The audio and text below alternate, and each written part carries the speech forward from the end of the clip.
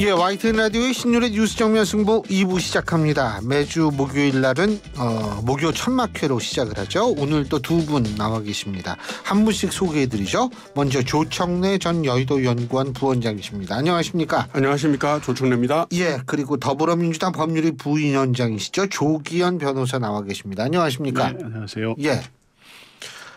근데 참 요새 희한한 게 있어요. 내가 징계 취소할게.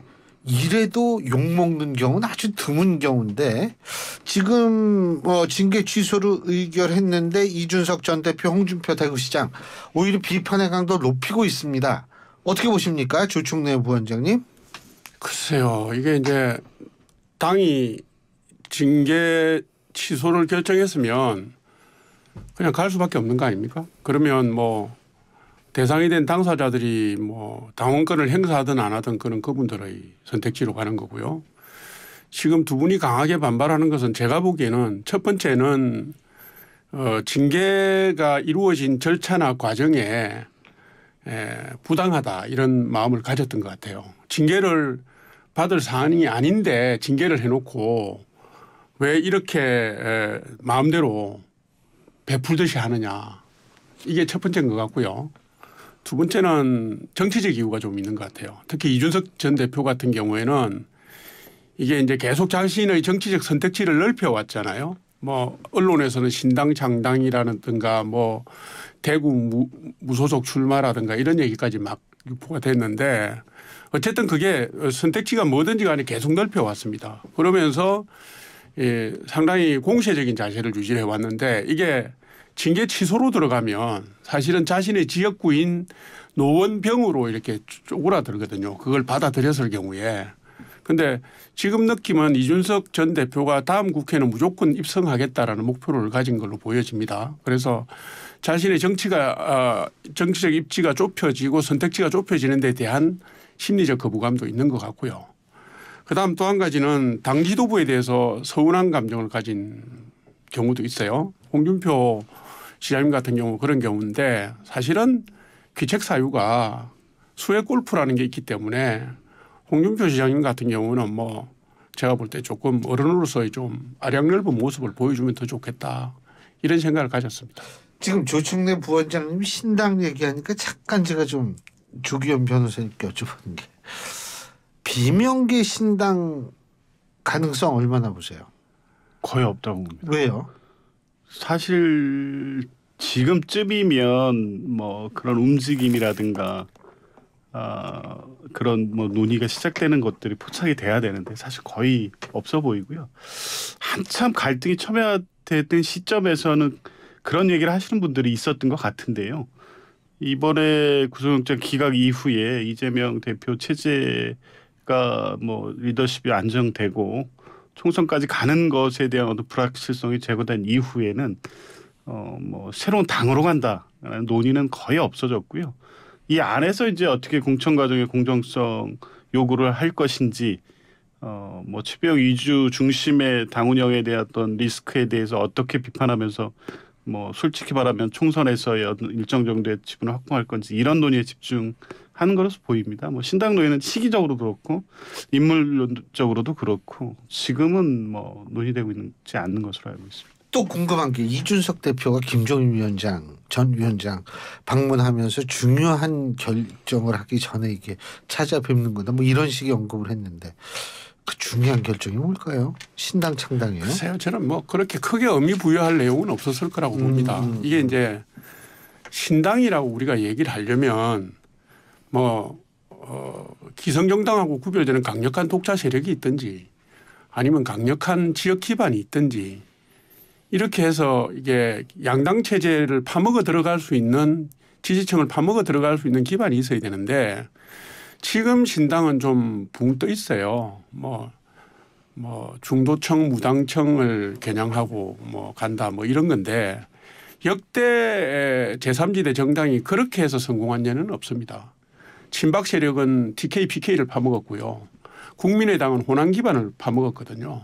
그런데 지금 이준석 전 대표가 그럴 정도의 기반을 갖고 있지 않고 그래서 만약 만에 하나 신당으로 간다면 뭐 공천 탈락 세력이라든가 지금의 뭐 양대 정당에 실망한 세력을 안아야 되는데 지금 그것도 분명하지가 않거든요. 지금 금방 말씀하셨지만 민주당의 대우가 그렇게 확 흐트러졌다고 볼 수가 없는 상황이기도 하고 국민의힘도 마찬가지입니다. 그래서 선택지를 넓히기 위해서 김종인 위원장을 만나서 전국 전반을 시야에 놓고 두루두루 의견을 구한 걸로 저는 그렇게 이해를 했습니다. 만약에 신당과 관련된 거라면 시점상으로도 좀 빠르고요. 독자 세력이 없기 때문에 좀 빠르고 총선을 앞둔 정치적 일정들이 조금 더 긴박하게 갈 때쯤까지는 아직 시기가 아니다 저는 이렇게 보고 있고 따라서 뭐 신당론이 있었을까요? 아마 김종인 위원장께서는 그것까지 염두에 두라고 했을 수는 있겠지만 이준석 전 대표의 선택지에는 아직까지는 아니라고 저는 그리 이해하고 있습니다. 자, 이제부터는 그 정치권의 가장 뜨거운 주제. 야, 저는 이 김포 뭐 가끔 갔습니다만 이렇게 뜨겁게 들으려면 몰랐는데 지금 민주당 더불어민주당은 김포 문제 좀 곤혹스럽지 않나요? 어떻게 보십니까? 곤혹스럽다기보다는 일단 이게 이슈가 된 게 불과 2, 3일밖에 안 됐으니까요. 다소 뜬금없고 도대체 이제 뭐 어떻게 갈 것인지에 대해서 좀 상황을 보는 상황이죠.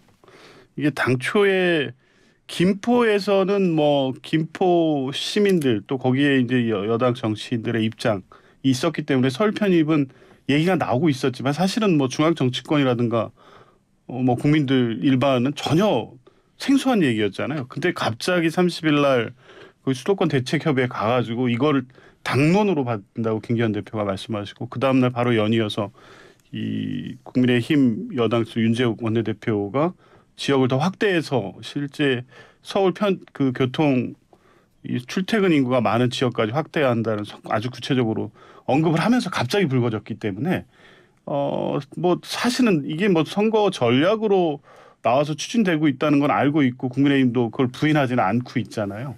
그래서 이 논의를 어떻게 할 건지에 대한 것부터 이제 정리를 해야 되는 거고 그래서 이제 홍익표 원내대표는 전국적으로 행정구역 대개편의 논의에서부터 시작하자라는 제안을 해놓고 그리고 이제 실제 국민의힘이 오늘 뭐 TF도 만들고 했는데 이게 뭐 총선 전략으로 가려고만 한다면 단순하거든요. 그냥 김포를 편입하는 특별법 내놓고 선거 기간 동안에 이제 슬슬 군부를 지피면서 성남, 하남 지역 또 여론을 떠보고 그 지역에 있는 또 출마자들이 지역에 가면서 서울 편입 얘기하고 이러면서 이게 이제 서울하고 그 지역 경기도 전체의 여론 흐름을 봐야 되기 때문에 국민의힘도 일단 던져는 놔서 판을 흔드는 데까지는 성공했지만 과연 이게 총선에 무조건 유리한 전략인지에 대한 아직 판단은 안 될 겁니다. 이제 그런 부분까지 전체적으로 고려해서 어쨌든 행정구역 개편이라는 필요성은 뭐 이제 영남권 그 메가시티 논의는 민주당이 먼저 제기해서 시작한 바도 있고요. 또 지방 각 지역에서는 도시의 어떤 재구조화 문제 때문에 이런 요구들이 계속 있어 왔기 때문에 논의할 필요성이 있다고 봅니다. 근데 다만 지금 김포시 편입에 이어서 성남 하남까지 지금 국민의힘이 제기해놓고 지금 혼란을 야기하고 있는 이런 방식의 서울 확대 이렇게 논의가 되어서는 안 된다는 원칙론은 분명해 보입니다. 예. 민주당이 이제 홍익표 원내대표가 그 행정 대개편 얘기를 했지 않습니까? 그런데 그 행정 대개편의 대개편의 필요성은 사실은 좀 거슬러 가면 2010년도부터 제기가 됐어요. 그 당시에 이명박 대통령 시절에 행정구조 개편 문제가 정치권 의제로도 올랐고 그래서 창원이라든가 청주라든가 청주청원이라든가 이런 데는 시범 케이스로 사실은 특별법을 발의해서 가기도 했거든요. 3단계 행정구조를 2단계로 가니 뭐 이렇게 전국을 60개에서 70개로 쪼개자 뭐 이런 얘기가 그때도 있었습니다. 그런데 이제 홍 원내대표가 어제 오늘 제기한 그것은 제가 볼 때는 새로운 내용은 전혀 없어요.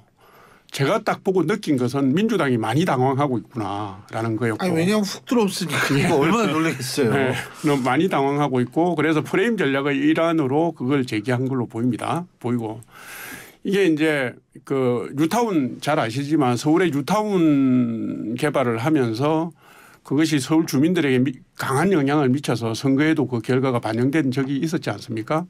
지금 이제 로드맵으로 보면 그 유사한 성격을 띠고는 있는데 이게 이제 그 특별법을 발의하기 위해서는 법안을 내야 되고 주민들의 의견 수렴도 해야 되고 공청회도 거쳐야 되고 그다음 상임위에서 통과시켜서 본회의를 통과해야 가능한데 이게 총선 전까지 시기상 가능할지도 문제고 실제로 민주당이 지금 김동연 지사가 반대하는 걸로 봐서 선뜻 합의를 해줄 것 같지도 않고 해서 이게 살아있는 이슈로 갈 가능성이 있다고 보여지고요. 그리고 대상은 제가 이렇게 보니까 서울시에 인접한 지자체가 12개. 인구수로는 경기도 전체 인구의 절반 정도니까 한 600만 정도 되는 거예요. 그 정도? 네네. 480만인가 저는 그렇게. 왜냐하면 부천도 들어가고 예. 의정부까지도 다 지금 인접해 있거든요. 그래서 이게 치밀한 과정 관리가 없이 혹은 치밀한 주민들의 그 의견 수렴 없이 갈 경우에는 이게 다소간의 혼란을 야기할 수도 있는 이슈입니다. 이슈여서 지금 국민의힘이 특위를 발족했잖아요. 아마 로드맵 점검부터 들어갈 거라고 보고 있고요. 그다음에 지금 당장 특별법을 발의를 해야 될 정도의 그 여건에 있는 지자체가 어딘지 또 지금 가려내야 되고요. 지금 언론에 나오고 있는 것은 한 6, 7개가 나오고 있지 않습니까? 그게 동시에 추진하기에는 조금 무리가 있는 측면도 있으니까 좀 긴 이슈가 될 거다. 긴 시간이 필요한 이슈가 될 거다 이렇게 봅니다. 근데 이제 민주당은 일단 5선 연장부터 하자. 지금 그거 아니에요? 뭐 5선 연장부터 하자가 아니라 이 문제가 제기된 이유가 사실은 김포가 2010년 이후에 한강 신도시 들어서고 나서 뭐 어쨌든 국민의힘이 얘기한 숫자에 미치는 못하지만 서울 출퇴근 인구가 급격하게 늘었습니다. 그래가지고 들어오는 국도가 항상 정체되고 있고 이제 그래서 신도시 만들 때 거기에 이제 9호선 연장에 대한 요구도 있었고 경전철 요구도 있었고 이게 항상 부딪히면서 그 지역 정치인들이 김포 신도시의 교통 대책 때문에 뭐 낙선하고 당선하고 막 계속 핵심 이슈였거든요. 이제 그러다가 지금 저 김포 경전철 뭐죠 골드라인. 예, 골드라인이 이제 들어섰는데 막상 놓아보니 이 수요를 감당할 수가 없는 상황이니까 뭐 거의 지옥철이라는 얘기를 듣고 있었고 이 상황에서 이제 5호선 연장 논의가 나와 있는데 지금 그게 서울시에서는 거기 3회 입지에 대해 뭐 확보하는 것을 조건으로 해서 서울시에서 아마 수용을 한 것 같은데 인천하고 지금 검단 신도시하고 의견 조율이 안 돼가지고 지금 갈등하고 있는 상황이거든요. 일단 교통 문제에서 출발했으니까 5호선 문제는 뭐 김포에서 계신 뭐 여당 정치인들도 그러시더라고요. 그거는 별개다. 이거는 뭐 교통 대책을 하면 되는 것이고 이제 이번에 그 당론 추진을 하다 보니까 이것은 뭐 서울을 확장하고 서울이 바다로 연결되고 이런 청사진을 제시를 하던데 당초에 출발이 이거였기 때문에 김포 시민들은 여기에 요구가 집중돼 있긴 합니다. 죄송한데 출발점은 사실은 경기 남북도로 만들겠다는 김동연 지사의 발언 때문에 오히려 이게 더 불붙은 거 아닌가요? 그렇죠. 근데 김포시에서 이 요구가 나오게 된 계기는 이제 교통대책 그날 당론 그 김기현 대표가 얘기한 것도 이 김포시 교통대책 관련된 얘기였잖아요. 이게 물론 이제 그 과정에서 경기 북도 설치와 관련돼서 최근에 이제 경기도가 주민투표 의견을 정부에 요청하고 하면서 논의에 불이 붙긴 했는데 그 근저에 김포 시민들이 이 이슈에 이렇게 민감하게 반응하는 것은 신도시 이후의 교통 문제가 핵심이었다. 근데 지금 이제 교통 문제가 핵심이라 그랬는데 일각에서는 이명박 정권 당시에 뉴타운과 이거를 비교를 합니다. 뉴타운이라는 것과 이거의 그런 공통점이 무엇인가 하면 재산 가치의 상승이거든요. 어떻게 보십니까? 뉴타운과 비교할 수 있을까요? 예, 가능하죠. 지금 이제 서울시에 편입되면 뭐 말할 것도 없이 자산 가치가 올라가겠죠. 그게 그 말씀드리기 죄송한데 그 의정부와 아주 인접한 서울 지역하고 같은 평수 아파트 비슷한 시기에 팔린 게 1억 차이가 난다고 뉴스가 나왔더라고요. 그리고 뉴타운 전략의 핵심이 저개발 지역이라든가 예. 주거 인프라가 낙후된 지역을 그 포인트를 삼은 거잖아요. 지금 서울시 이 주변 지역 인근 지역도 똑같은 문제를 겪고 있고요. 그다음에 생활권은 서울인데 어쨌든 행정구역상으로 나누어져서 주민들이 입는 손해 이런 것도 있습니다. 그리고 아까 경기 남북도 말씀하셨는데 지금 경기도의 제2청사가 의정부 밀락동에 있지 않습니까? 그러니까 경기 남북도로 갈 경우에 김포가 애매한 지경으로 떨어져 가지고 그리고 또 남도에 속하려고 하는 지역이 많대요. 아니 거기가 인프라가 좋으니까요. 북부보다는. 그게 김포가 강을 건너서 의정부까지 일을 보러 가야 되냐 뭐 이런 주민 불편도 있을 수 있고 해서 나오는 그런 맥락이 건 분명한데요. 원래 이제 메가시티 운동은 민주당이 먼저 시작했지 않습니까? 문재인 정권 때 부울경이라든가 대구 경북 그다음에 광주 전남 대전 충청 이래가지고 메가시티 운동을 대대적으로 지자체 차원에서 했던 게 민주당 주도로 갔던 것이니까 이제 이게 그리고 지금 21세기라는 게 대도시권 경쟁 체제잖아요. 국가 간 경쟁보다도 그런 저런 시대적 추세나 민주당의 그간의 노력이나 이런 걸 봐서 좀 힘을 좀 보태주면서 합리적인 결론에 도달할 수 있도록 해 주시면 주민 편익도 도모하고 그다음에 서울시나 경기도의 경쟁력도 강하고 그런 결론으로 이어지지 않겠나 생각합니다. 근데 솔직히 말해요. 민주당이 이거를 반대하자니 이거 큰일 날 것 같고 그러고 찬성하면 상대방의 프레임에 말려 들어간 것 같고 이게 좀 곤란한 거 아니에요? 그리고 김동연 지사 같은 경우에는 좀 세게 나갈 수밖에 없겠죠. 본인이 얘기한 문제도 있고 하기 때문에 그리고 이제 본인의 정치적 미래와도 직결되는 문제라고 생각할 수도 있고 좀 민주당은 좀 곤란할 것 같아요.